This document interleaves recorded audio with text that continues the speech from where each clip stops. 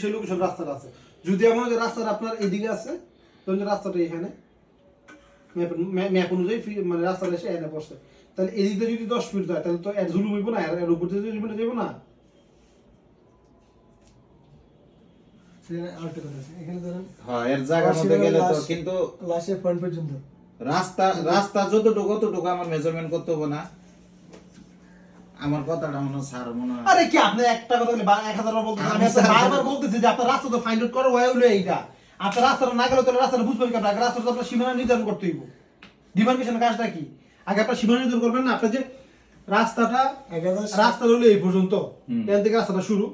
আপনি যখন 2000 ফুট আসবেন, আসার পর তো আপনি আসবেন না, হ্যাঁ আসার পর দেখবেন যে রাস্তাটা এই জায়গা থেকে গেছে, আর রাস্তা জায়গাটা দখল করে রাখছে না, ওটাই গেল গা রাস্তা। কোন আমার যে জায়গায় আমি 2000 ফুট আছি, এই যে এতটুকু আমার রাস্তা, এই যে এতটুকু রাস্তা আমি সঠিক জায়গায় আইছি। আচ্ছা আসলে এই সঠিক জায়গায় আসার পরে তাহলে আমার এখানে আছে আমার 24 ফিট। এই 24 ফিটের জায়গাটা আমি কিভাবে আমি মেজারমেন্ট করব? কোন জায়গা থেকে এই 2000 ফিট জায়গা থেকে কি আমি শুরু করব? শুরু করে কি আমি দক্ষিণে যাবো?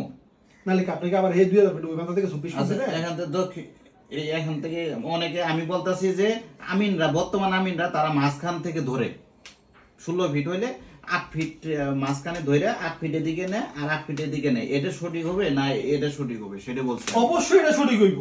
তাহলে এইভাবে তো আমি মেজারমেন্ট করে না, এই বিষয়টাই আমি সংলাপ করতে আর করে না না করলে আপনি করাইবেন যে আমার আপনি এটা আগে সীমানা নির্ধারণ করেন, আমার সীমানা এখন কিন্তু বেশি